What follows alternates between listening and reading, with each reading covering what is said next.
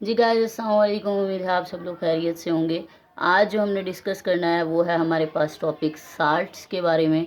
ठीक है, आज हम साल्ट्स के बारे में देखेंगे और इनकी करैक्टरिस्टिक्स को देखेंगे। साल्ट की करैक्टरिस्टिक क्या होती हैं, तो वन बाय वन हम डिस्कस करने लग जाते हैं साल्ट के बारे में। ठीक है, जो कि आपका टॉपिक है 10.3। ठीक है, साल्ट के बारे में फर्स्ट लाइन जो है हमारे पास ये आयोनिक कंपाउंड होते हैं। आयोनिक कंपाउंड हमने डिटेल में डिस्कस किया हुआ है। आयोनिक कंपाउंड,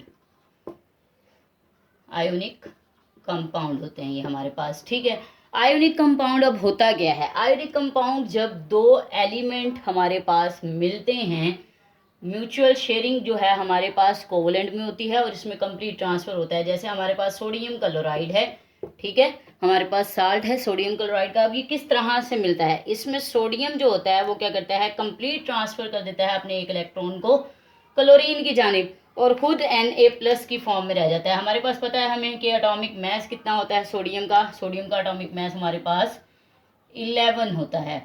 ठीक है, तो इसके दो फर्स्ट ऑर्बिटल में 2 इलेक्ट्रॉन आते हैं, दूसरे वाले में ऑर्बिटल में 8 इलेक्ट्रॉन आ जाते हैं और तीसरा वाला जो है हमारे पास उसमें 1 इलेक्ट्रॉन होता है। तो या तो इसे 8 कंप्लीट करने के लिए, स्टेबल होने के लिए हमें 7 इलेक्ट्रॉन देने पड़ेंगे। ठीक है, या फिर क्या करेंगे, हम इसका 1 इलेक्ट्रॉन लेकर हम 8 आगे वाले को कंप्लीट कर दें। ठीक है, तो क्लोरीन जो है हमारे पास, उसके पास 7 इलेक्ट्रॉन होते हैं वैलेंस शेल में।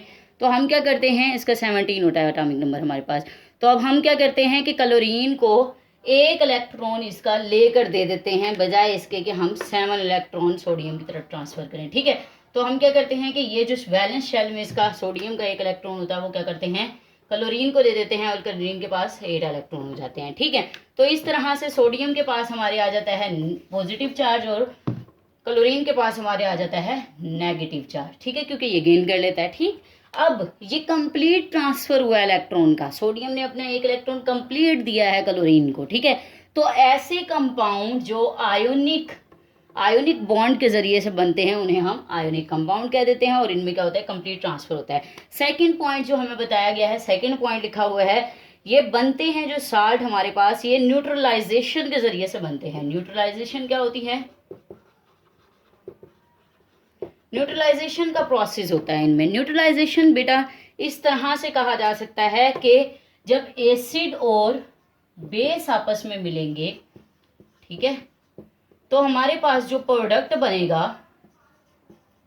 वो साल्ट होगा और साथ में वाटर होगा। ये है हमारे पास न्यूट्रलाइजेशन का प्रोसेस। जब एसिड और बेस आपस में मिले तो वो क्या बनाए, हमारे पास साल्ट और वाटर बनाए। ठीक है, अब हमारे पास इसमें भी, इसके पास भी हमारे पास है HCl के पास पॉजिटिव और नेगेटिव चार्ज, और इसके पास भी है सोडियम पे पॉजिटिव और हाइड्रोक्सिल पे नेगेटिव चार्ज। अब क्या होता है, ये पॉजिटिव वाला नेगेटिव वाले के साथ मिल जाता है और ये नेगेटिव वाला पॉजिटिव वाले के साथ मिल जाता है और हमारे पास NaCl और H2O बन जाता है। ठीक है बेटा, तो अब ये होता क्या है, इस प्रोसेस में जो एसिड होता है उसकी एसिडिटी और बेस जो होती है उसकी बेसिसिटी क्या होती है, खत्म हो जाती है, न्यूट्रल हो जाती है। इसीलिए हम इस प्रोसेस को न्यूट्रलाइजेशन कह देते हैं।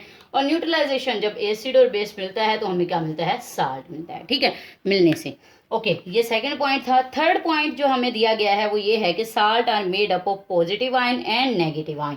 इक्वेशन में आप देख सकते हो कि साल्ट हमारे पास पॉजिटिव आयन और नेगेटिव आयन के मिलने से बन रहा है। ठीक है, सोडियम पे पॉजिटिव चार्ज है और क्लोरीन पे नेगेटिव चार्ज है। सही है, तो पॉजिटिव और नेगेटिव आयन के मिलने से हमारे पास क्या बन रहा है, साल्ट बन रहा है। ठीक है, अब आगे जो उसने बताया कि मेटेलिक जो हमारे पास कीटाइन होंगे वो क्या होंगे, मेटेलिक होंगे, उन्हें हम क्या कहेंगे, बेस कहेंगे, बेसिक रेडिकल कहेंगे। ठीक है, अब अगर आप साल्ट में देखो तो पॉजिटिव आयन आपको सोडियम से मिल रहा है, सोडियम आपके पास क्या है, मेटल है, और नेगेटिव आयन जो कि है आपको क्लोराइड दे रहा है वो हमारे पास क्या है, वो एसिड का क्लोराइड है। ठीक है, अब दोनों केटाइन और एनाइन के मिलने से हमारे पास क्या बन रहा है, साल्ट बन गया। ठीक है, इस पॉइंट को हम इस तरह से भी याद कर सकते हैं कि एसिड हमें क्या देगा, एसिड हमें एनाइन देगा। ठीक है,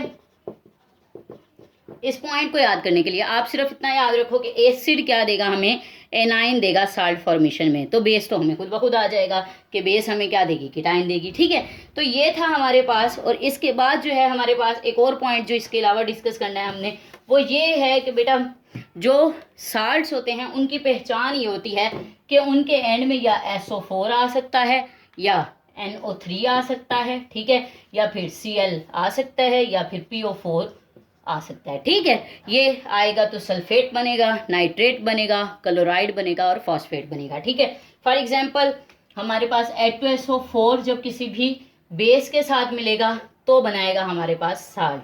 इसी तरह से HNO3 जब हमारे पास मिलेगा नाइट्रिक एसिड तब बनाएगा किसी बेस के साथ साल्ट। ठीक है, जब HCl हाइड्रोक्लोरिक एसिड मिलेगा तब साल्ट बनाएगा, और जब फॉस्फेट मिलेगा तब साल्ट बनाएगा। ठीक है, फास्फोरिक एसिड कहा जाता है इसे। ओके, मिलाकर देख लेते हैं। बेस के साथ NaOH के साथ ही हम इसका रिएक्शन करवा देते हैं सबका। ठीक है, तो हमारे पास क्या बन रहा है, Na2SO4। ठीक है, ये हमारे पास क्या है, साल्ट है और साथ में वाटर बनता है। ठीक, कोई भी ऐसा सब्सटेंस, कोई भी ऐसा कंपाउंड जिसके एंड में सल्फेट आ जाए, नाइट्रेट आ जाए, क्लोराइड आ जाए, ठीक है, तो वो हमें क्या बनाते हैं, साल्ट बनाते हैं। ठीक है, जैसे ये बनेगा Na2NO3 + H2O। ठीक है, और इसी तरह से NaOH इसके साथ मिलाएं तो HCl बन जाएगा, NaCl बन जाएगा। ठीक है, इस तरह से इसके साथ मिलाएं तो ये हमारे पास Na2PO4 बन जाएगा। ठीक है जी बेटा, तो जिसके एंड में PO4 आ जाए, Cl आ जाए, NO3 आ जाए, SO4 आ जाए, नो वो साल्ट होंगे, सल्फेट के होंगे, नाइट्रेट के होंगे, क्लोराइड के होंगे, फॉस्फेट के होंगे। ठीक है, तो ये हमने पढ़ लिया है साल्ट के बारे में। ठीक है, अब हम इसकी देख लेते हैं करेक्टरिस्टिक को। साल्ट की करेक्टरिस्टिक को 1 बाय 1 हम डिस्कस कर लेते हैं। आप लोग बुक पर देख लीजिएगा, सेम वही होंगी आपकी जो करेक्टरिस्टिक मैं करवाऊंगी। ठीक है, अब साल्ट की करेक्टरिस्टिक को देख लेते हैं। इसमें एक और पॉइंट जो मैंने छोड़ दिया है, हमने सोडियम सल्फेट बनाया, हमने कहा कि साल्ट के एंड में सल्फेट आएगा, नाइट्रेट आएगा। ठीक है, Na2SO4 इस तरह से, Na2NO3 हमने इस तरह से लिखे थे। तो आपका जो नेम पहला होगा, जो आपके साल्ट का नेम पहला होगा, वो मेटल पे डिपेंड करेगा। Sodium sulphate, sodium nitrate, sodium chloride, ठीक है, सोडियम फास्फेट। ठीक है बेटा, तो ये आ जाएगा। इसके बाद हम देख लेते हैं करेक्टरिस्टिक्स को। अब हम करेक्टरिस्टिक को 1 बाय 1 देखते हैं। Salt are ionic compound found in crystalline form. ठीक है, साल्ट आयोनिक कंपाउंड होते हैं, ये तो हमने डिटेल में देख लिया। आयोनिक कंपाउंड होते हैं, साल्ट हमारे पास आयोनिक कंपाउंड होते हैं। ठीक है, और ये किस फॉर्म में पाए जाते हैं, क्रिस्टलाइन फॉर्म में। ठीक है, क्रिस्टलाइन फॉर्म क्या होती है? अब क्रिस्टलाइन फॉर्म बेटा वो होती है जिसमें ऐसा सब्सटेंस जिसमें एटम्स जो हैं वो ऑर्डर में अरेंज होंगे। ठीक है, वो हम क्रिस्टलाइन फॉर्म कह सकते हैं उसकी साल्ट की। जैसे NaCl है हमारे पास, ठीक है, इसमें पॉजिटिव और नेगेटिव चार्जेस हैं। इमेजिन कर लेते हैं, इमेजिनरी मैं आपको सिचुएशन बता देती हूँ, ये इस तरह से अरेंज होते हैं।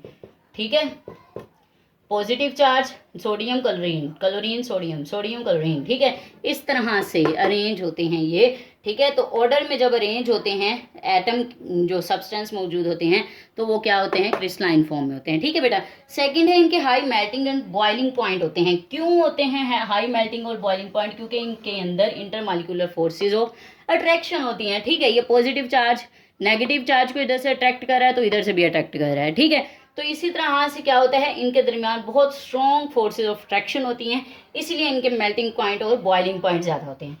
तीसरी बात हमारे पास है, साल्ट जो होते हैं उनमें वाटर ऑफ क्रिस्टलाइजेशन प्रेजेंट होती है। वाटर ऑफ क्रिस्टलाइजेशन क्या होती है, पहले ये देख लेते हैं। वाटर ऑफ क्रिस्टलाइजेशन से मुराद, क्रिस्टलाइजेशन से मुराद बेटा साल्ट जो है ना, उसको शेप देने के लिए वाटर के मॉलिक्यूल्स प्रेजेंट होते हैं। ठीक है, और हर साल्ट में ये स्पेसिफिक होंगे, फिक्स होंगे। ठीक है, जैसे हमारे पास कॉपर सल्फेट है CuSO4, इसके साथ हैं 5H2O।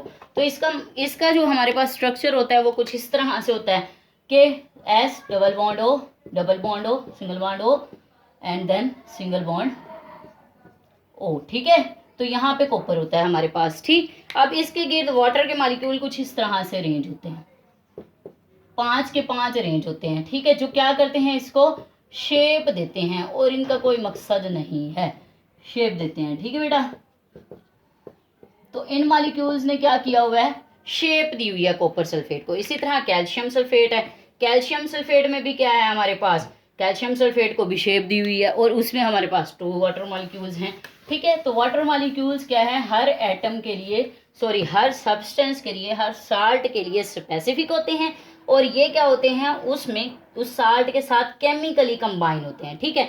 और क्या करते हैं, मकसद क्या होता है उनका, वो शेप प्रोवाइड करते हैं साल्ट को, ठीक है। आगे आ जाएं, अगला हमारे पास पॉइंट है न्यूट्रल कंपाउंड्स होते हैं साल्ट, हमने देख लिया पॉजिटिव एंड नेगेटिव वाला, ठीक है।